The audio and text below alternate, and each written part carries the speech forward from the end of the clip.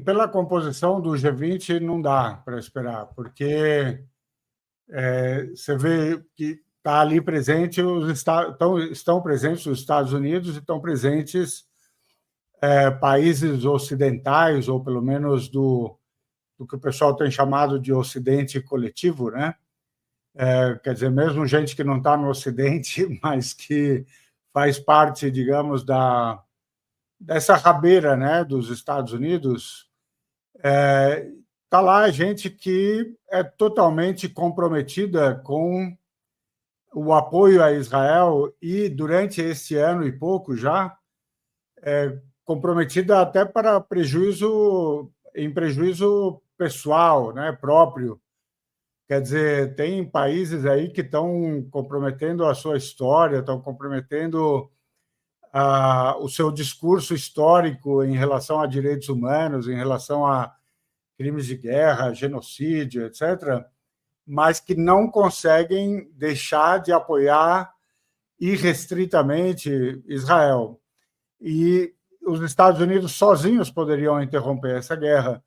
Alguns países europeus sozinhos poderiam pressionar para o final desta guerra, né? Mas ninguém está tendo a coragem de fazer isso, apesar de perceberem o quanto isso está trazendo prejuízo para as reputações e para o próprio sistema internacional. O sistema internacional está sendo massacrado nessa guerra da Palestina e do Líbano, né? E está expondo a hipocrisia dos países ocidentais ao extremo também.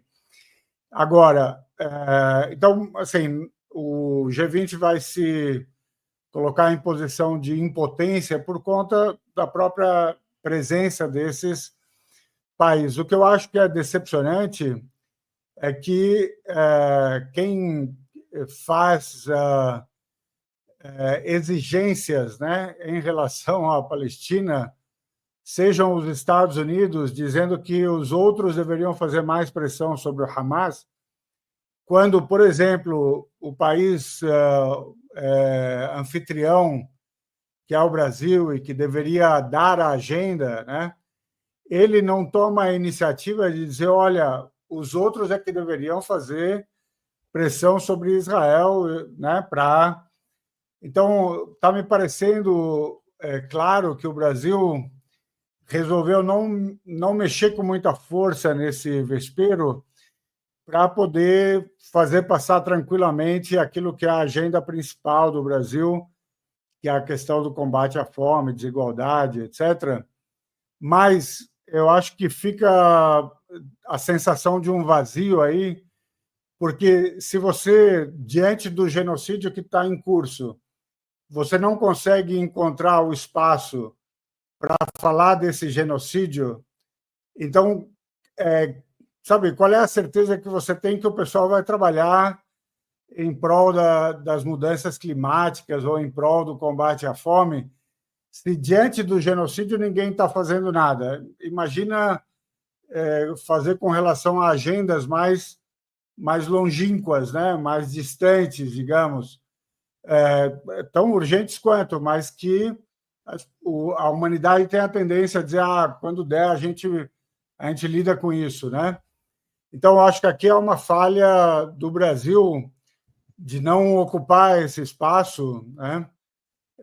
E de se antecipar a isso, não deixar que a manchete seja Biden exige pressão contra o Hamas, e deveria estabelecer a manchete, e Brasil demanda pressão contra Israel, sabe, como anfitrião do G20 e tal. A gente permitiu que coisas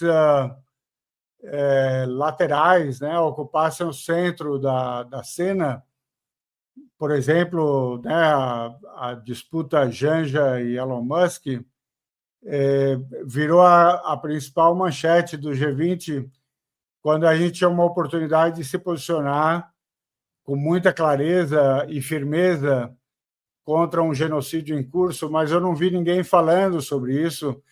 Quer dizer, a gente poderia dizer que a grande mídia está apagando o assunto, como de fato está, né? Ninguém está falando sobre isso, mas Eu acho que não tem desculpa, por exemplo, para o Lula, no seu discurso de abertura, não mencionar a Palestina, né?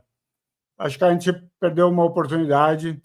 A presidência agora do G20 passa para a África do Sul, que tomou uma atitude bem diferente da nossa, entrou com a ação na Corte Internacional de Justiça e provavelmente vai se portar de outro modo quando forem eles receber a cúpula, né? Então, é uma pena que a gente tenha deixado passar essa oportunidade, né?